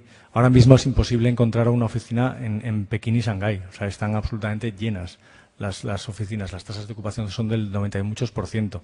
Y en general, como hemos visto, los precios del sector residencial han aumentado un 10% anual, que es el mismo incremento que han tenido los salarios derivados del incremento de la productividad que han tenido los trabajadores chinos, con lo cual los precios de las cosas son bastante razonables. No vemos por ningún lado una burbuja. China tiene muchos problemas, no hemos entrado en la situación política, ni en los problemas medioambientales, ni en fin, otro tipo de problemas que tiene el país. Nos hemos centrado en el análisis de la naturaleza del crecimiento, por qué crece China, ¿no? Y nos parece que las bases de crecimiento son muy, muy sanas, un poco basadas en lo que la economía austríaca nos enseña, que es pues, el trabajo, la división del trabajo, la productividad y todo eso financiado de una manera sana, no con crédito. Entonces, como no hay crédito en el sistema, es difícil que haya problemas. Los problemas siempre se derivan cuando uno se endeuda. Cuando uno se compra una casa con su dinero y paga 100 y la casa vale 50 dentro de 5 años, pues se pegará contra la pared, pero seguirá comiendo y seguirá haciendo su vida más o menos normal, porque si no tiene deuda no tiene que sufrir su nivel de vida. Y eso, de hecho, está demostrado econométricamente, vamos. O sea, que no, esos problemas de que habla de China, nosotros precisamente hemos venido aquí para intentar decir que son un mito. O sea, que los datos no dicen eso, los datos dicen otras cosas. Sí, tenemos varias preguntas en torno al porcentaje que alguien debería tener en su cartera en renta variable. En concreto, una persona nos pregunta nuestra opinión sobre el sistema Bogle. Bogle hace referencia a John Bogle, lo explica aquí, que es el fundador de Vanguard, la mayor gestora del mundo y conocida por sus índices, por sus fondos indexados y de bajo coste. Y básicamente ese sistema dice que tenemos que tener un porcentaje en renta fija equivalente al número de años que tenemos cada uno. Es decir, si alguien tiene 60 años, ha de tener el 60% en renta fija. Si alguien tiene 30 años, el 30% de renta fija. Y varios inversores, a colación de esta pregunta, pues dicen que tienen 59 años, 60 años y que qué porcentaje de su cartera debería estar en renta variable y que en qué momento deberían empezar a pasar sus inversiones a renta fija. La pregunta clave siempre hemos dicho que es ¿se necesita o no se necesita el dinero? Entonces, si no se necesita el dinero, siempre hemos dicho que nuestra recomendación es la mayor cantidad posible en renta variable si uno es capaz de tolerar los movimientos de la renta variable. Hace 2 meses tenía yo una conferencia en CUNEP y una persona joven de 25 o 30 años decía que si me tienes que dar una recomendación para los próximos años, ¿qué recomendación me darías? Una sola. Dice, pues yo le dije sinceramente, y nunca lo he dicho, pero les lo dije, todo el dinero que no necesites, ten siempre y en todo momento el 100% en bolsa en los próximos 50 años. Y bueno, yo personalmente es lo que he hecho. Entonces, lo que no he necesitado siempre en renta variable. Dicho esto, hay que separar lo que necesita uno y de lo que no necesita. Y cuando llegamos a los 60 años, pues claro, hay que pensar si los ahorros que tenemos los vamos a necesitar cuando dejemos de trabajar o no. Entonces ahí ya pues entramos en el juego, pues como dice John Bogle, pues bueno, pues de tener un poquito más en renta fija, pero a ver qué renta fija también, porque hay rentas fijas que nosotros hemos insistido muchas veces que alguna renta fija supone un riesgo de moneda que a lo mejor pues hay que tenerlo en cuenta y la gente no lo tiene en cuenta. Entonces, sí, una parte en renta fija tiene sentido cuando uno se va a jubilar y va a necesitar el dinero, pero hay que tener mucho cuidado si nos conviene tener letras alemanas o qué tipo de renta fija, o una renta fija indiciada a la inflación. Pero claro, cuando vengan inflaciones muy fuertes, el Estado va a repudiar esos bonos linkados a la inflación porque, claro, va a tener que pagar un 1000% de tipo de interés. O sea que tampoco la renta fija indiciada a la inflación nos defiende. O sea que no es es complicado, la verdad, cuando alguien se acerca ajustado a esos niveles de edades. Aquí un apunte, quizá por añadir, yo creo que una de las, en fin, dentro de la selección de valores, hacemos las cosas como las hacemos y llevamos mucho tiempo haciéndolas, ¿no? Igual, y en fin, ahí no hay discrepancias. En cuanto a esto que justamente acaba de mencionar Paco, en fin, hemos comentado en los últimos tiempos que sí que hay una ligera discrepancia. Entonces, y yo, en fin, salió en Barcelona que estábamos un poco más negativos nosotros con la bolsa y demás, y en fin, yo aprovecho para explicarlo porque viene a colación de esta pregunta. No, yo no tendría siempre el 100% del dinero en renta variable, en fin, tampoco es que sea muy importante lo que yo piense, ¿no?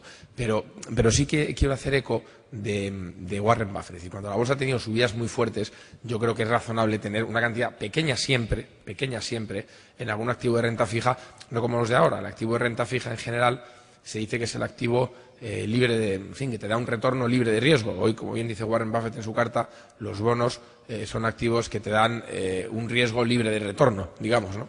Entonces, bueno, no sé si es pero sí que filosóficamente, cuando la bolsa ha tenido revalorizaciones muy fuertes, yo creo que tener un 10 o un 15 o un 20% de cash vigilando muy bien ese cash no está mal.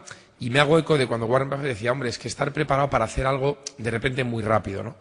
Pues él, gracias a tener un poco de cash, pudo obtener unas condiciones extraordinarias invirtiendo en preferentes de General Electric y de Goldman Sachs. En fin, a mí me da un poco pena ver la bolsa caer mucho y no tener, en fin, desde niveles elevados, y no tener algo de cash para muy rápido hacer algo a precios muy buenos, ¿no? Yo creo que es la única ligera discrepancia que tenemos, que es que yo sí francamente creo que después de subidas muy fuertes, pues tener un 10, un 15, un 20% de cash para reinvertirlo más abajo puede estar bien, y si te equivocas y sigues subiendo, pues no pasa nada. Es decir, nadie ha quebrado por eso, ¿no? Bueno, y siguiendo con este señor que admira Vanguard, nos pregunta que por qué tan pocos gestores baten a los mercados. Pues no lo sé. Hombre, no es fácil, supongo, ¿no? No lo sé. No sé, la verdad. No sé qué contestar. Hay varias preguntas sobre el hedge fund. Nos preguntan un par de señores, uno o de inversores, y hablo de memoria, las tengo por aquí, pero no las encuentro. Nos dicen uno, ¿por qué hay una comisión de éxito del 50% sobre Vestinfond? Y otra muy interesante, que es, si cobra un 50% sobre el exceso de rentabilidad que obtiene en un año, ¿por qué no establecemos un mecanismo de compensación cuando ese mismo hedge fund se comporte peor que el Vestinfond? Y que si no lo hacemos, él cree que en el largo plazo la rentabilidad adicional que obtiene el hedge fund, Bestinver Hedge Value, no compensa con el riesgo que asume estando en una cartera más concentrada. Hablo de memoria y perdón si he cambiado alguna palabra, pero la he leído y no la encuentro. Bueno, es que, a ver, Vestinfond tiene 80 valores y el hedge fund tiene 30 valores. O sea, la premisa es la que no sé si es correcta. Puede que lo sea, puede que no. Tener 80 valores no sé si es más arriesgado que tener 80. Habría que demostrarlo.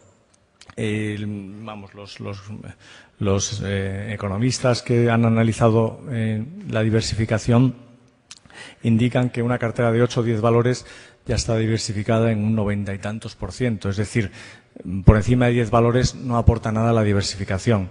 Entonces, la premisa de que tener 30 en vez de 80 es mucho más arriesgado, pues empíricamente no está demostrada. Y habiendo dicho eso, asumiendo que no asumimos más riesgo en el hedge fund, pues nos parece razonable repartir el exceso de beneficios entre Bestinver y el cliente. Porque es cierto que cuando las cosas vayan mal, no revertimos esa ganancia. Es decir, si un año el hedge fund lo hace peor que Vestinfond, no se revierte. Pero ¿qué es lo que pasa? Que entonces solo cobraremos ese 50% cuando no solo tenga más rentabilidad al año siguiente, sino que compense la pérdida previa del año anterior. No sé si me explico, pero hay el sistema de marca del agua de los muelles, ¿no? O sea, al final, solamente cuando... es que es difícil de explicar esto públicamente. Cuando haya superado el máximo anterior. Cuando haya superado, pero es que es en diferencial. Cuando haya superado el máximo del diferencial anterior, volvemos a cobrar comisión de éxito. En fin, si alguien tiene duda, que nos lo venga a decir, lo explicamos con numeritos fácilmente explicado, pero realmente el cambio a esta comisión era porque el anterior sistema de comisiones era tremendamente beneficioso para Bestinver y era absolutamente dañino para el cliente. O sea, no tenía ninguna viabilidad eso a largo plazo. O sea, era completamente absurdo. Y este sistema, en cambio, nos parece un sistema muy sano. Vamos, si alguien tiene el problema, se lo explicamos con detalle, ¿no? Pero no sé si aquí es un poco difícil. De hecho, en el año 2010 se daba la paradoja que cobrábamos más en el Bestinver Hedge y el cliente obtenía menos rentabilidad. Por eso se decía. Exacto. Muy bien, pues hablando de diversificación, nos dice un señor que la buena práctica de un inversor es diversificar y no poner todos los huevos en la misma cesta, como hacemos nosotros. Pero que a título o a nivel de fondos, que ¿dónde diversificaríamos nuestro dinero? Menciona aquí varios gestores, pues Carmiñac, Mutuactivos, SIA.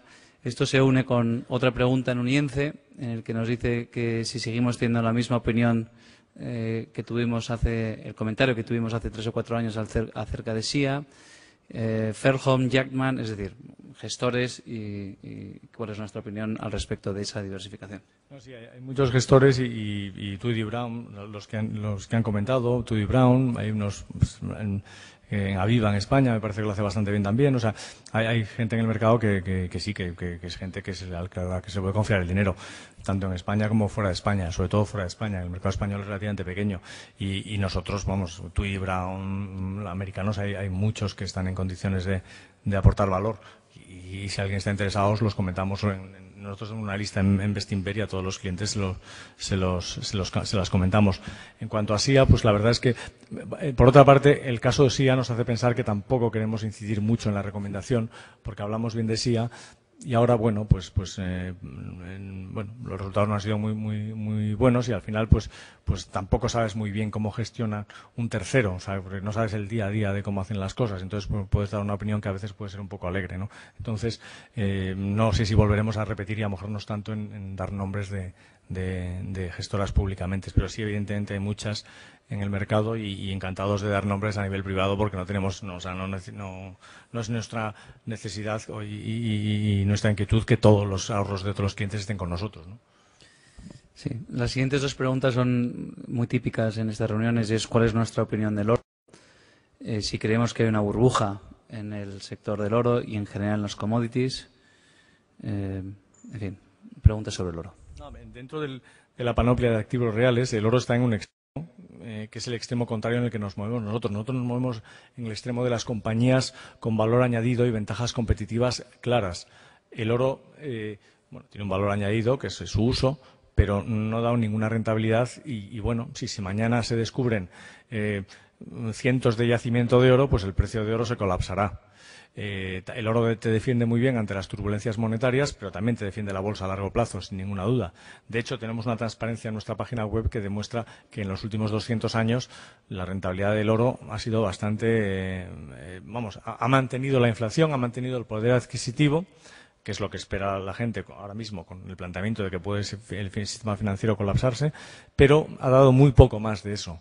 Y entonces nosotros pensamos que en ese abanico de posibilidades, estar lo más cerca de ventajas competitivas que valor añadido es la parte más rentable. Las commodities están más cerca del oro de donde estamos nosotros. En su día hemos invertido en muchas commodities. De hecho, en el fondo ibérico tenemos bastantes commodities, papel, acero inoxidable y demás. Sin embargo, pensamos que siempre estás mejor defendido en zona de valor añadido que en zona de commodities y oro. Sí, luego una pregunta un poco técnica. Y esto lo explica muy bien para todo aquel que lea inglés Warren Buffett en su última carta de hace 10 días. O sea, por qué tiene mucho más sentido y él también sigue la línea de invertir en compañías de valor añadido, de ventaja competitiva, frente a commodities y a oro. Lo explica muy bien, mucho mejor que lo haríamos nosotros. Pues justamente en referencia a Warren Buffett, el segundo inversor nos dice que Bestinver siempre ha dejado muy claro que no va a invertir en bancos por la dificultad de entender sus estados financieros y valorar las compañías, pero sin embargo que uno de nuestros ídolos, ¿no?, Warren Buffett, a través de su fondo ha tomado posiciones en Wells Fargo y en Bank of America. Y siendo un gestor value como es él y un ídolo para nosotros, que sí hemos pensado en tomar posiciones en banca europea, italiana y francesa. Nunca digas nunca jamás, o sea, no quiere decir que nunca vayamos a invertir en ningún banco, o sea, de hecho, pues personalmente la primera acción que compré nunca fue un Banco Santander, o sea, que es que no es que estemos genéticamente impedidos para invertir en la banca, ¿no? O sea, que puede que llegue y sobre todo en banca española. O sea, lo que sí es difícil es invertir en bancos de fuera de tu país por la opacidad que supone un balance bancario y una cuenta de resultados bancaria, ¿no? Dicho esto, pues sí, en un momento dado podemos volver a invertir y lo que hace Warren Buffett pues es distinto. En este caso, lo bonito que es la inversión de valor, el value investing, es que miramos la cartera de muchos value investors que son inversores de valor de verdad y ves que no se parece ninguna cartera una a otra, o sea que son todas distintas. Entonces, dentro de value investing se puede hacer muchas cosas, en todas ellas que añaden valor, pero de manera diversa. Nosotros, desde luego, no nos parece que, como hemos comentado antes, añadimos más valor comprando Portugal Telecom que un banco español, pero Warren Buffett tiene otra manera de ver las cosas. También tiene un tamaño de fondo que le dificulta hacer las cosas que nosotros podemos hacer todavía, afortunadamente. Y una pregunta técnica. Decía antes, si el criterio fundamental de Bestinver es valorar las compañías a partir del flujo de caja libre, supone bien si hacemos el cálculo del CAPEX de mantenimiento, es decir, del importe que tiene que destinar la compañía para mantener los equipos o reemplazarlos, si eso es correcto. Y en el caso de que eso sea correcto, ¿cómo calculamos dicho importe? ¿Cómo hacemos el cálculo del CAPEX que necesita la compañía para mantener su nivel de actividad? Y si lo podríamos ejemplarizar con algún caso concreto de alguna compañía que tengamos en cartera. Bueno, en efecto, utilizamos la CAPEX de mantenimiento para calcular el beneficio, el free cash flow. La CAPEX de mantenimiento, en general, es lo que se gasta la empresa para que sus activos se mantengan tal y como están hoy. Y esa medida, pues ya la han pensado el ICAC y, en fin, el Plan General de Contabilidad, y hay una partida, la cuenta de resultados, que es la depreciación, que debería reflejar la inversión de mantenimiento. Y, de hecho, yo recuerdo haber leído en una carta de Buffett hace 4 o 5 años que es muy difícil llevar la contraria a la cifra de la depreciación. Dicho esto, en fin, hemos comprobado que hay algunos casos en los que sistemáticamente las compañías invierten menos de lo que deprecian, lo cual, en fin, es una contradicción en los términos, ¿no? Porque si la inversión va bajando, pues la depreciación a largo plazo tendería, por definición, que tender a la CAPEX de mantenimiento. Yo un ejemplo que siempre pongo es los distribuidores. Pensemos en compañías de distribución como Hagemeyer, que hemos tenido en cartera, como Rexel, que tenemos ahora en cartera, como Sprinet, como Also. Son compañías que tienen un número relativamente limitado de activos, tienen almacenes y luego tienen equipos de tecnología que se deprecian en 4 o 5 años. Entonces, en la medida en que la compañía pues haga una primera inversión hasta que llene esa capacidad, pasan muchos años invirtiendo mucho menos de lo que deprecia. Yo recuerdo el caso más flagrante, y esto se lo cuento a mis alumnos en las clases, que a veces en esta partida se encuentra oro escondido, digamos, ¿no?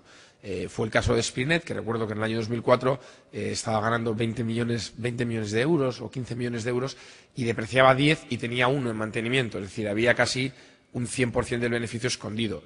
Luego, con el tiempo, la cifra de la depreciación ha ido tendiendo a eso y hoy deprecia 6 o 7 millones, siendo 2 o 3 veces más grande. Y yo, por norma general, recomiendo a la gente que utilice la depreciación, salvo que realmente tenga muy claro que es otra cifra. ¿Dónde se encuentra la cifra? En la calle. Hay que ver, en fin, pues los competidores qué activos tienen, cuánto se gastan, preguntar, se puede dividir los activos fijos por la depreciación y ver qué duración media de vida tienen y ver si eso es correcto o coherente y qué opinan de eso los operadores del sector. Es decir, es una buena pregunta, pero con el tiempo hemos pensado que cuesta llevar la contraria al hecho de utilizar la depreciación. Sí, nos piden la opinión sobre ArcelorMittal. Sí. Bueno, ArcelorMittal, para que no lo sepa, es una compañía de fabricación de acero, la más grande del mundo. Es una compañía buena en un negocio bastante malo, que genera rentabilidad sobre el capital del 7 o el 8%, pues que no tiene un negocio que no tiene barreras de entrada, que no es prácticamente diferenciable una compañía de la otra. Y muy cíclica, muy sensible al ciclo económico. Y como cualquier compañía cíclica, pues la cotización también oscila tremendamente, ¿no? Entonces, ArcelorMittal está cotizando por encima de 40 euros en pico de ciclo y hace poco pues llegó a caer hasta poco por encima de los 10 euros. Y la verdad es que nosotros nos hemos aprovechado, estuvimos comprando acciones en los momentos en los que había caído muchísimo y bueno, pues tuvimos una posición relativamente pequeña. Ahora está ya en el entorno de los 16 y ya no tenemos muchas más. Lo importante en las compañías cíclicas es asegurarte que las compras cuando el precio está descontando beneficios muy malos para siempre, o sea, cuando la gente está muy pesimista con el sector, que no tengan, o mejor dicho, que tengan un balance muy sólido, es decir, que no puedan tener un problema de deuda ni siquiera si el ciclo malo durase muchos años. Y bueno, pues cumpliendo esos criterios, la verdad es que es una estrategia de inversión que es bastante sencilla y que da buenos réditos. Sí, una pregunta muy recurrente en nuestro día a día y es ¿cuál es la cifra máxima que podemos llegar a gestionar manteniendo la eficacia? Yo entiendo que por eficacia es la rentabilidad esperada de la actualidad. Si prevemos a corto plazo el cierre de la nueva entrada de inversores, en el caso afirmativo, ¿cómo vamos a estructurar eso? Y una persona que dice que con el giro que ha dado Bestinver o su equipo de gestión de ir hacia calidad desde compañías simplemente baratas, hace un símil de pasar de Graham a Warren Buffett, que si no tenemos pensado montar una especie de Berkshire Hathaway que acabará cerrando el acceso a los partícipes. Todo en torno al tema del cierre. Bueno, es una pregunta que, como hemos dicho antes, no tiene respuesta. Iremos viendo por el camino. Para empezar, ahora mismo pensamos que los fondos valen el doble. Por lo tanto, si estamos gestionando 5,5 billones, pues simplemente por alcanzar el precio objetivo, que nosotros, pues francamente, no tenemos duda de que con el tiempo se alcanzará, nos vamos a ir a 11, 12 billones bajo gestión. Bueno, pues son niveles muy altos y habrá que ver a partir de ahí si seguimos teniendo la misma flexibilidad o no. Como empresa proponemos la solución alternativa de Bestinver Grandes Compañías y iremos viendo por el camino. No hay respuesta a corto plazo, no. No pensamos que los mercados tengan unos rebotes fortísimos a corto plazo, pero vamos, irán subiendo o como vayan yendo en el futuro y tendremos que tomar una decisión, o sea, para no dañar a las rentabilidades. Intentaremos poner en la balanza las cosas y tomar la decisión correcta en el momento correcto, pero no hay timing para eso. Y sí es verdad que hemos pasado de ser de Graham a Buffett. Graham solo se basaba en compañías baratas, nosotros nos basamos en compañías baratas de calidad. Prácticamente eso lo han hecho todos los inversores de valor, con lo cual yo creo que es algo natural. Al principio todos queremos hacernos ricos rapidísimo, entonces lo compramos lo más barato del mundo y al final pues te vas dando cuenta que eso está bien, pero que al final es más rentable y ganas más dinero comprando buenas compañías que vayan subiendo poco a poco y despacio y con un conjunto de rentabilidad razonable. Y así ahí hemos llegado todos y ahí estamos todos y bueno, nos parece una manera más sana para invertir. Pero no la estructura de compañía es la que tenemos, de fondos de inversión y bueno, es la que tenemos. Y Buffett pues tiene una estructura de compañía aseguradora y entonces cada cosa tiene sus ventajas y sus inconvenientes, ¿no? Sí, 3 preguntas rápidas. Si conocemos el múltiplo Enterprise Value EBITDA de las carteras y aclarar en qué consiste Enterprise Value EBITDA. Sí, lo tenemos. Sí, no sé si lo hemos calculado. O sea, lo tenemos para todas las compañías, pero no hemos hecho la media ponderada. No la hemos calculado, yo creo. Bueno. Hombre,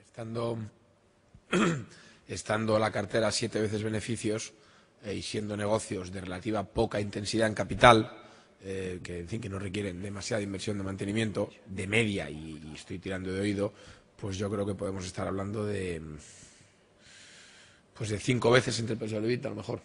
5 veces y media. Sí, puede ser.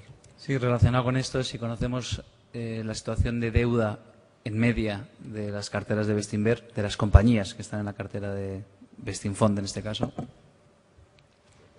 Esto lo calculamos el año pasado, pero no lo tengo en la cabeza. Yo creo que debemos de tener un 50% de compañías con caja neta, un 30% con ni caja ni deuda y un 20% con cierta deuda.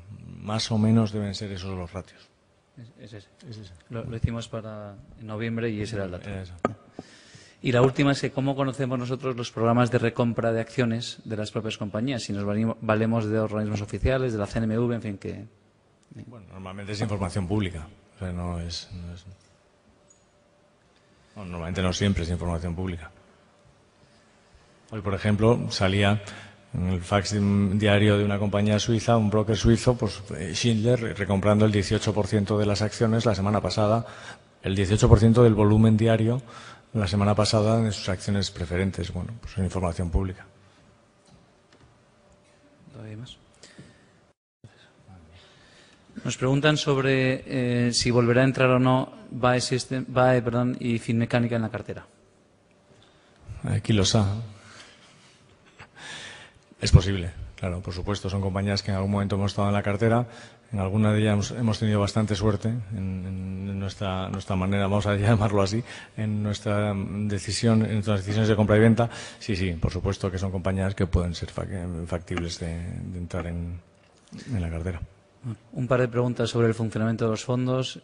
¿Cómo se distribuye el capital dentro del fondo? Es decir, ¿cómo decidís el porcentaje que cada compañía pesa dentro de la cartera? Que expliquemos un poco el proceso y si seguimos descartando el uso de métodos de cobertura para la cartera, la utilización de cortos. Bueno, pues eso es una buena pregunta. Los porcentajes al final los decide el potencial que tenga la compañía en concreto y cómo nos creamos nosotros ese potencial. Entonces, bueno, pues Partimos de un porcentaje X que dice uno de los tres, lo vamos hablando y de hecho las discrepancias que vamos a tener son siempre en los porcentajes, no en si la compañía tiene que estar o no en cartera. Pero vamos a pensar en alto porque nuestra cartera es pública. En BMW tenemos prácticamente el 10%, pues estamos de acuerdo, está a una vez beneficio, a PER 1 o a PER 2, tiene muchísima caja, está en todo el mundo, en fin, irá bien, más o menos, haga lo que haga la economía mundial, bueno, pues tenemos lo máximo que podemos tener.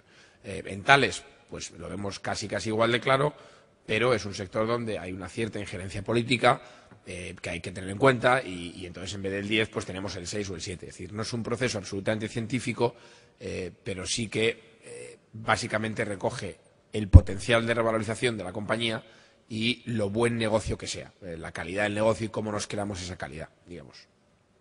En cuanto a las coberturas, no hacemos coberturas, es decir, en fin, pues esto es lo que es, ¿no? Una cobertura, pues hay que saber que es cara, que a largo plazo no tiene demasiado impacto. En momentos puntuales yo sé que a la gente le gusta evitar los sustos y demás, y es una cosa que se podía pensar, pero vamos, no lo hemos pensado por esa razón, ¿no? Porque a largo plazo no tienen demasiada relevancia. A 15, 20 años nos enseñaba el director financiero de BMW, ¿os acordáis? Hace 5 o 6 años, cómo la cobertura del marco contra el dólar y demás, pues estaba en el mismo punto que había estado 20 años antes, ¿no?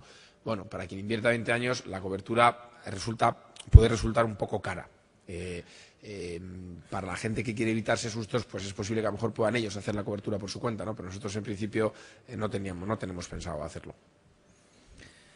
Sí, nos preguntan si la cartera ibérica tiene mayor potencial de revalorización que la cartera internacional, 140 contra 112, que si no hemos pensado modificar la ponderación, este inversor habla de 30 ibérica, 70 internacional, la realidad es que a día de hoy es 20 ibérica, 80 internacional. Pero la pregunta es igualmente válida. La verdad es que cabe la posibilidad y, como hemos dicho, no es una fórmula matemática a prueba de bombas. Si alguien cree que puede tener un 70-30, pues está perfectamente.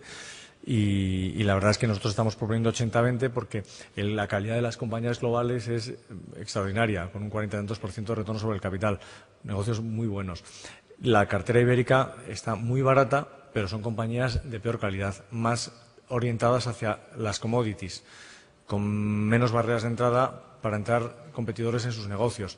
Por tanto, el retorno sobre el capital medio nos sale entre el 15 y el 18%, es decir, negocios de peor calidad. Entonces, no solo el precio es lo que hay que tener en cuenta, y es un poco, insistimos, el cambio que hemos hecho en los últimos años, sino también la calidad de los negocios. Por eso un 80-20 nos parece razonable. Y nos preguntan que qué tal va el Fondo de Ayuda a África y que enhorabuena por esa iniciativa solidaria. Cuenta tú si quieres. Bueno, pues hemos recaudado aproximadamente 1.200.000 euros. Tenemos aquí uno de los fundadores de África Directo, que es quien gestiona el dinero que tenemos en el Fondo de Ayuda a África. Y con permiso de quienes están aquí delante, el eslogan lo ha marcado él. Dice que es el fondo con mayor rentabilidad que tenemos, ¿no? Porque es una rentabilidad infinita. Cada persona que recibe la ayuda de los proyectos que gestionamos o que financiamos y que ellos gestionan, pues que es infinito. Y la verdad es que estamos muy contentos, ¿no? Cada vez es mayor el número de partícipes de ese Fondo de Ayuda a África Directo, cada vez es mayor las contrapartidas y el tipo de proyectos que nos trae África Directo. Y mencionamos en la diapositiva inicial que hemos entrado en el mundo de las microfinanzas, pues es un mecanismo de financiación para que la gente sea capaz de generar sus rentas de supervivencia, ¿no? En lugar de dar el pescado, como se suele decir normalmente, pues les damos la caña, intentan dar la caña para que se valgan por ellos mismos, ¿no? Y una pregunta histórica es si valoramos, hay varias preguntas en este aspecto, ¿no? La opinión que nos merece el 4,5 trillón de derivados y futuros en el mundo que hay en deuda, si es posible un colapso total, y alguien nos pregunta en concreto si es posible repetir el escenario de la República de Weimar en el año 20. Sí, todo eso es posible, pero no somos capaces de decir en qué probabilidades. ¿Qué grado de probabilidades hay de que eso ocurra? Es posible, pero nuestro conocimiento no llega a tal. Yo soy incapaz de dar una opinión sobre las armas de destrucción masiva de las que habla Buffett, los derivados, ¿no? Sí. No sé si vosotros tenéis algún comentario. Hombre, hay cosas paradigmáticas como que, en fin, yo creo en los milagros del Evangelio, creo 100%. pero que un señor que ha prestado a Grecia 100 pesetas y ha contratado un seguro para, en fin, el caso de que le impaguen, le den 70 pesetas y le recorten 70 pesetas, perdón, le den 30 pesetas y eso no sea un impago, eso es un milagro. Un milagro. Y eso entiendo que se hace porque hay una cierta exposición detrás en derivados preocupante. Otro milagro es que al Banco Central Europeo hoy se va con un activo de una calidad, en fin, pues dudosa, y se recibe dinero a 3 años al 1%. Eso es convertir el agua en vino. Es decir, que hay varios milagros que están teniendo lugar y que a mí personalmente me dan miedo. Es impredecible y creo que tiene mucho que ver con los derivados. Y es que justo ayer, y esto es lo que quería comentar, oí un vídeo de Mark Faber, que es un inversor, en fin, que lleva muchos años haciendo las cosas muy bien, y él habla de que en efecto detrás de todo eso pues hay muchísimo riesgo. Otra cosa es que decir esto es una charla de café, es decir, no vamos a tomar ninguna decisión basándonos en esto, ¿no? Pero bueno, está ahí. A mí personalmente sí me da miedo cuando el sistema capitalista, que teóricamente es un sistema que hace que a través del mecanismo de precios los recursos vayan donde tienen que ir porque dan un servicio a la sociedad. En fin, cuando ese círculo se rompe, pues da miedo, ¿no? Y el Banco Central Europeo y la FED, pues bueno, pues están con una cierta alegría. Lo que sucede es que esto tampoco sabe uno mucho qué hacer con ello, ¿no? Más allá de rezar para que los milagros de los políticos se parezcan más a los del Evangelio. Sí, en cualquier caso, las decisiones de inversión no cambiarían porque la única manera de estar defendido de este posible colapso es invertir en activos productivos que produzcan algo a la sociedad. Entonces, bueno, insistimos que los activos reales son los únicos que nos defienden de posibles colapsos financieros. Sí, varias preguntas sobre el sector energético. Nos preguntan sobre la opinión del sector de las renovables y Gamesa en particular, de ACS, de Acciona, si están en los fondos o no y si están caras todavía nos gustan. Y una pregunta final al respecto de esto, el impacto económico o nuestra opinión sobre el impacto económico que creen que tendrá el consumo energético per cápita en China, que previsiblemente aumentará enormemente.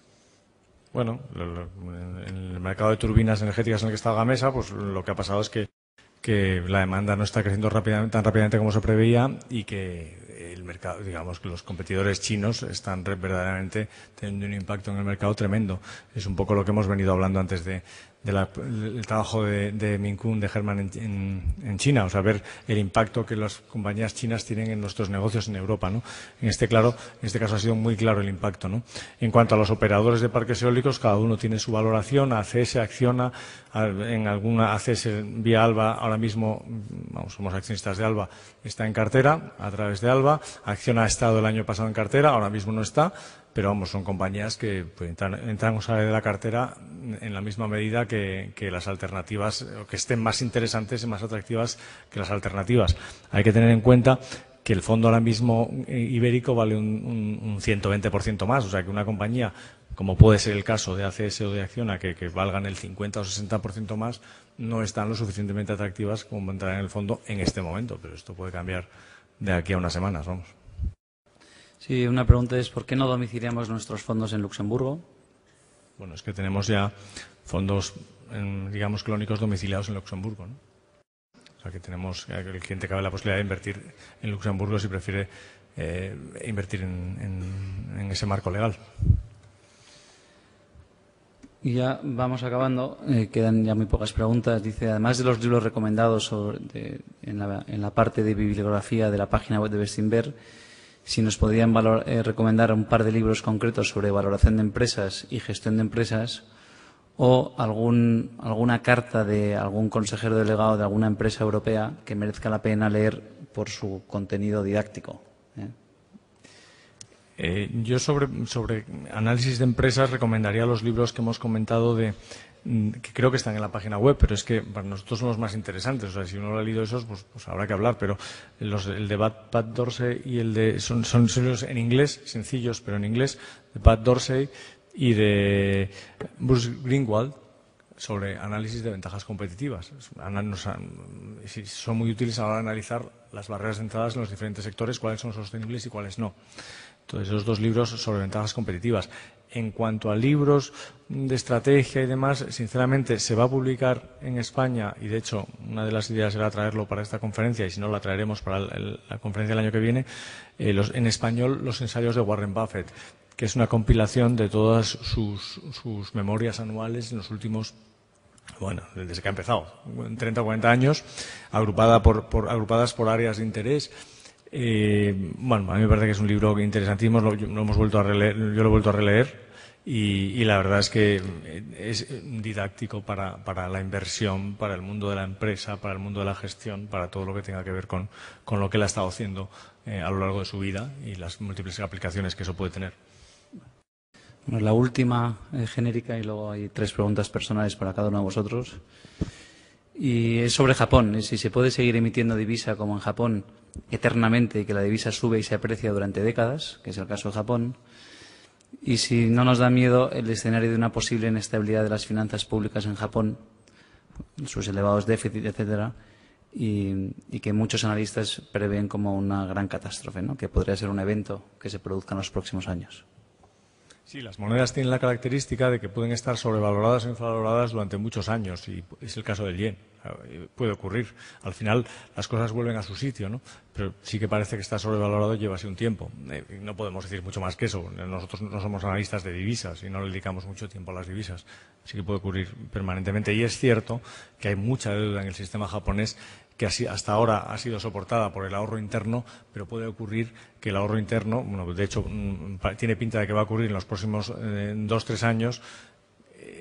El japonés está haciéndose mayor y va a tener que empezar a tirar de sus ahorros, y entonces el ahorro interno se va a convertir en desahorro interno.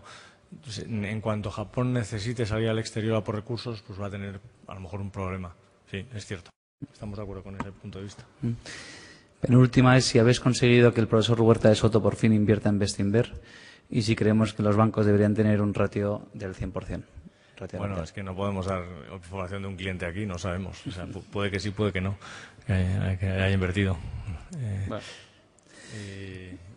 Y lo del coeficiente del 100% de caja. Sí, creemos que la banca debería tener un coeficiente de caja del 100%. Hombre, viviríamos todos mucho más tranquilos, ¿no? Desde luego. Fenómeno. Y las últimas preguntas es para cada uno de vosotros. Fernando, ¿por qué no tienes una cuenta de Twitter personal? No sé muy bien la intención de la pregunta, pero... Pues es que no tengo ni idea para qué la puedo necesitar, la verdad. Yo aparte es que soy un poco primitivo, me saqué una de Facebook hace unos años y hace años que no vuelvo a entrar. La verdad es que me he aburrido del tema, no le encontré mucho uso. Pero... Tiene poca vida social. También es verdad.